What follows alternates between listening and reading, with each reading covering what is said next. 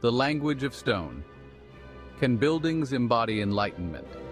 The Enlightenment, an era defined by reason, science, and progress, left an indelible mark on Western civilization. This period of intellectual ferment witnessed a profound shift in thinking, challenging established norms and advocating for individual liberty, empirical observation, and democratic principles.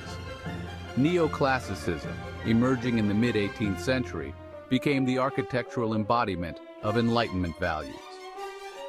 This artistic movement, deeply influenced by the rediscovery of classical antiquity, sought to capture the grandeur and harmony of ancient Greece and Rome.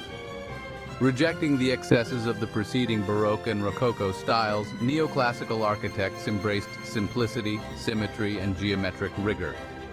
From the imposing facade of the Pantheon in Paris to the stately grandeur of the U.S. Capitol in Washington, D.C., neoclassical structures stood as powerful symbols of a new era.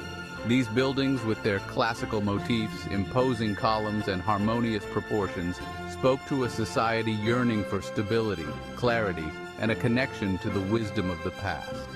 They embodied the Enlightenment's faith in progress, its pursuit of knowledge, and its unwavering belief in the power of reason to illuminate the path forward. Order amidst chaos. Neoclassicism's rejection of excess. The Enlightenment's emphasis on reason and order found a natural counterpart in the architectural principles of Neoclassicism. This movement, emerging as a reaction against the perceived extravagance and frivolity of the Baroque and Rococo styles, sought to recapture the aesthetic purity and intellectual rigor of classical antiquity. Neoclassical architects drew inspiration from the ruins of ancient Greece and Rome, meticulously studying the proportions, details, and overall harmony of classical structures. By emulating these classical forms, neoclassical architects sought to imbue their own creations with the same sense of grandeur, permanence, and intellectual weight. The rejection of Baroque and Rococo aesthetics was not merely a matter of taste, it was a conscious philosophical choice. Neoclassicism, with its emphasis on clarity, order, and restraint, provided a visual language that resonated with the Enlightenment's core values. Architects of reason: Jefferson, Soufflot, and the quest for purity.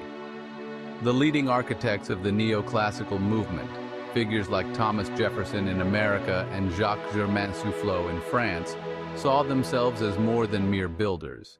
They were shapers of taste, arbiters of style, and most importantly, champions of Enlightenment ideals. Thomas Jefferson, a polymath and the third president of the United States, found in the Palladian style of architecture a more austere and restrained interpretation of classical principles, a perfect reflection of his own democratic ideals. His design for Monticello, his beloved Virginia estate, exemplified this aesthetic, with its clean lines, symmetrical facade, and harmonious proportions, speaking to a sense of balance and order that resonated deeply with the Enlightenment's emphasis on reason and civic virtue. Across the Atlantic, Jacques-Germain Soufflot, a pioneering figure in French neoclassicism, approached his work with a similar zeal, seeking to create buildings that would inspire awe and instill a sense of civic pride. The Pantheon, a temple to reason and revolution. The Pantheon, standing majestically in the heart of Paris, is perhaps the most potent symbol of neoclassicism's marriage with the Enlightenment. Conceived in the mid-18th century as a church dedicated to Saint Genevieve, the patron saint of Paris, it was later secularized during the French Revolution and rededicated as a temple to the nation, a mausoleum for France's most illustrious citizens. Soufflot's design for the Pantheon was nothing short of revolutionary. Breaking with traditional Gothic architecture, Soufflot opted for a more classical approach, drawing inspiration from the Pantheon in Rome and the Hagia Sophia in Constantinople. The Pantheon's interior, with its vast open spaces, soaring ceilings, and restrained ornamentation, further emphasized the building's symbolic connection to Enlightenment ideals. Columns and capitals, the enduring allure of ancient Rome. The use of classical architectural elements, particularly the imposing columns and ornate capitals of ancient Roman architecture, became a hallmark of neoclassical design. These elements, with their roots in antiquity, held a particular allure for Enlightenment thinkers, who saw in the Roman Republic a model for their own aspirations of civic virtue and democratic governance.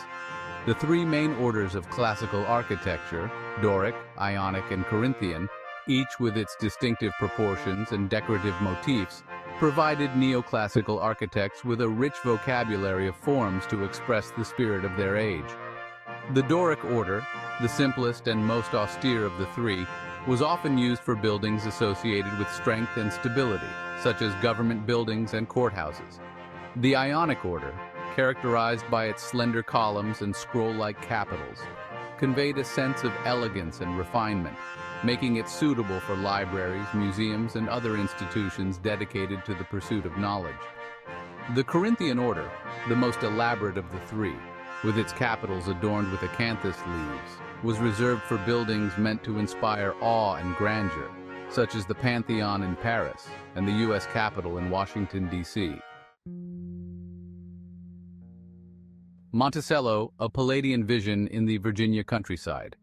While grand public buildings like the Pantheon exemplified the civic aspirations of neoclassicism, private residences, too, embraced the movement's emphasis on order, symmetry, and classical elegance.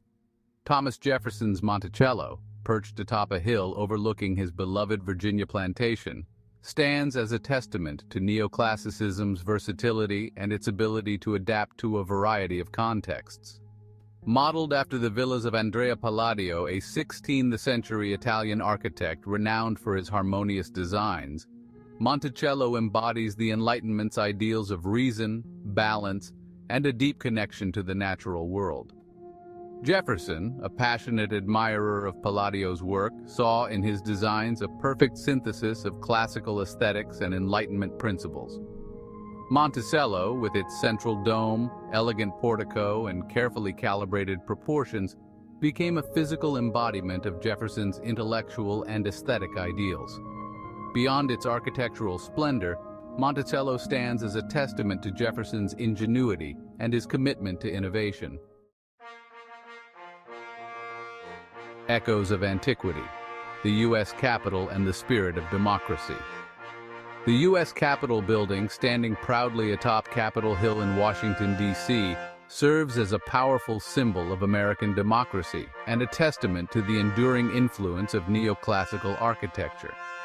Designed in the late 18th century by William Thornton, a physician and amateur architect, the Capitol's design draws heavily from classical precedents, particularly the Pantheon in Rome, reflecting the Founding Fathers' admiration for the ideals of the Roman Republic.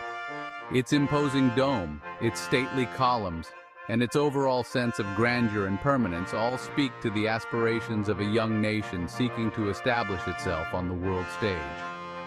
The Capitol's design, with its clear separation of powers reflected in its three main sections, the House of Representatives, the Senate, and the Supreme Court, embodies the Enlightenment's emphasis on reason, order, and the rule of law. Its central dome, inspired by the Pantheon in Rome, symbolizes the unity of the nation, while its two wings, housing the legislative and judicial branches, represent the balance of power that is essential to a functioning democracy. The Capitol's interior, with its grand halls, soaring ceilings, and intricate decorative motifs, further reinforces its symbolic connection to the ideals of democracy and the Enlightenment. The rotunda, located beneath the Capitol's dome, features paintings and sculptures depicting key moments in American history, serving as a visual reminder of the nation's past struggles and triumphs. Beyond the blueprint, Neoclassicism's cultural imprint. Neoclassicism's impact extended far beyond the realm of architecture, permeating various artistic and cultural spheres. From painting and sculpture to literature and music, the movement's emphasis on clarity, order, and a return to classical ideals left an indelible mark on the Western imagination. In painting, artists like Jacques-Louis David and Jean-Auguste Dominique Ingres drew inspiration from classical themes and techniques, depicting historical events and mythological scenes with a newfound sense of realism and emotional restraint. In literature, writers like Alexander Pope and John Dryden embraced the principles of classical poetry, emphasizing clarity, balance, and wit in their works. Music, too, experienced a neoclassical revival, with composers like Wolfgang Amadeus Mozart and Joseph Haydn infusing their works with a renewed sense of clarity, balance, and formal elegance. The enduring legacy, from public buildings to everyday life. Neoclassicism's legacy extends far beyond the grand public buildings and stately homes that first brought the movement to prominence. Its influence can be seen in the design of countless everyday structures, from schools and libraries to banks and post offices. The movement's emphasis on clarity, order, and a timeless aesthetic appealed to architects and patrons alike, ensuring that neoclassical principles continued to shape the built environment long after the movement's heyday. Public buildings across the country, from town halls to courthouses, adopted neoclassical motifs, their imposing columns and pediments serving as symbols of civic pride and democratic values. Even as architectural tastes evolved and new styles emerged, neoclassicism's influence persisted, often resurfacing in unexpected ways. A glimpse into the future.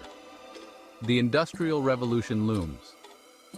As the 19th century dawned, a new era was on the horizon, one that would challenge the aesthetic precepts of neoclassicism and usher in a new architectural vocabulary. The Industrial Revolution, with its emphasis on mass production, new materials like iron and steel, and a growing fascination with technology, would transform the urban landscape and pave the way for new architectural styles that reflected the changing times.